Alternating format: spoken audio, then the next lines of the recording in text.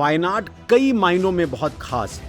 राहुल गांधी वायनाड क्यों आए, वायनाड ने उनको क्यों चुना। हमने इस देश के पहले पद्मश्री किसान से भी मुलाकात की जो जिस तरह से रहते हैं वो हैरान करने वाला है। उनका घर करीब 150 से 200 साल पुराना है। वो स्टोरी हमने की।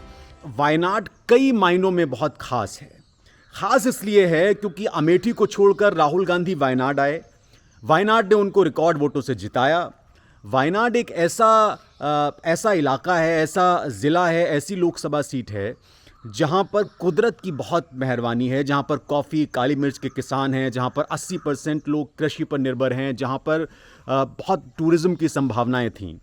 यहाँ जो पॉपुलेशन डाइवर्सिटी है वो भी है। तो हमने वायनाड में कई सारी कहानियाँ की और निश्चित तौर पर वो कहानियाँ जो आप तस्वीरें भी देख रहे हैं वो कहानियाँ आंखें खोलने वाली हैं।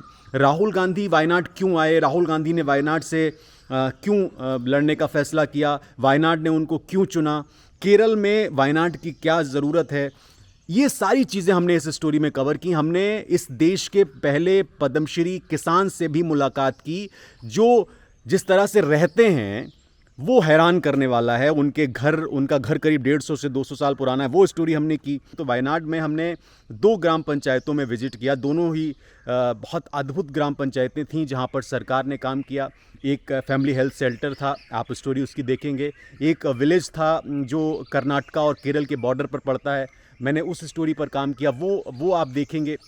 उस स्टोरी में भी आप देखेंगे कि किस तरह से गांव में हाई स्पीड इंटरनेट कनेक्टिविटी आपको मिलती है। ये सिर्फ इस तरह की इच्छा शक्ति से ही संभव है। तो वो एक हमने अच्छी कहानी की। आप वो सारी कहानियाँ पॉलिटिकली किस तरह से चीज़ें तब्दील की जा सकती हैं, कैसे विकास किया जा सकता है, कैसे लोगों को बेहतर सुविधाएं दी जा सकती हैं, कैसे लोगों की ज़िंदगी में बदलाव लाया जा सकता है, कैसे जो पॉलिटिशियंस वादा करते हैं लोगों से उन वादों को निभाया जा सकता है, ये सारी चीज़ें हम समझने की कोशिश कर रहे हैं। हम भी कन्याकुमारी से कश्मीर तक जाएंगे, हम भी पोरबंदर से अरुणाचल तक जाएंगे। हम पूरी कोशिश करेंगे और उसके लिए हमें आपकी सपोर्ट की ज़रूरत है और आपका सपोर्ट ही हमको मजबूत करेगा, क्योंकि आप सब लोगों को ये जानना ज़रूरी है कि नेताओं के भाषण टीवी पे डिबेट देखने से ज़्यादा ज़रूरी ये है कि हम देश की असलियत को जानें। देश में सिर्फ नकारात्मकता ही नहीं है, देश में हर तरफ नफरत ही नहीं है, देश में हर तरफ हिंदू मुसलमान ही नहीं हो रहा है।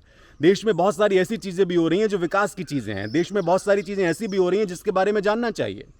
कैसे एक राज्य इतनी तरक्की कर जाता है वहीं दूसरा राज्य तरक्की नहीं कर पाता। कैसे एक राज्य के गांव में हाई स्पीड इंटरनेट, 24 घंटे बिजली, हर घर तक सड़क, बिना गड्ढों की सड़क हो जाती है और कैसे दूसरे राज्यों में नहीं हो पाती। कैसे उत्तर भारत के राज्य पिछड़ गए।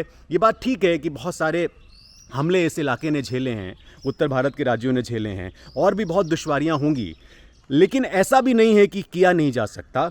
हम ये समझने की कोशिश इस यात्रा के माध्यम से कर रहे हैं।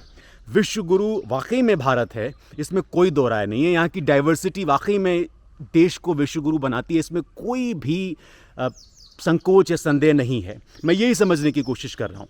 राहुल गांधी केरल में क्यों कामयाब हो जाते हैं, उत्तर में क्यों फेल हो जाते हैं। राहुल गांधी को उत्तर प्रदेश में या उत्तर के कुछ राज्यों में लोग क्यों नहीं स्वीकार कर पाए और केरल में लोगों ने क्यों स्वीकार कर लिया या दक्षिण के राज्यों में क्यों स्वीकार कर लिया, ये भी हम समझने की कोशिश करेंगे।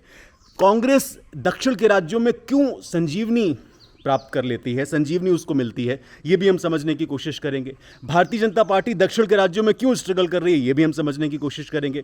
दक्षिण के किसानों की समस्याएं और दक्षिण के किसानों की समृद्धि क्यों है, ये भी हम समझने की कोशिश करेंगे।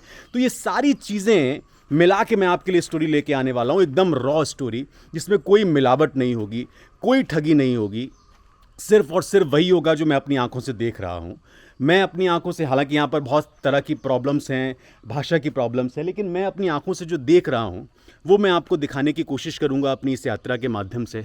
मेरे लिए ये बहुत बेहतर भी है, मेरे लिए ये बहुत अच्छा भी है, इससे मुझे सीखने को भी मिल रहा है। लेकिन ये ज़रूर है कि मैं आपसे ये वादा कर रहा हूँ, न्यूज़ नशा ये आपसे वादा कर रहा है कि आपके लिए इस देश की ऐसी ऐसी कहानियाँ वो लेकर आएगा जो न सिर्फ पॉलिटिक्स के लिए बेहतर होंगी, नेताओं की आंखें खोलने वाली होंगी। जैसे मैं यहाँ पर जो देख पा रहा हूँ पॉलिटिकल कल्चर दक्षिण में, ये भी देश का हिस्सा है, वो वाकई में अद्भुत है। कि जो अद्भुत चीज़ें मैंने देखी हैं वो सारी आपको देखने को मिलेंगी। स्टोरी शुरू होने वाली हैं बहुत जल्द।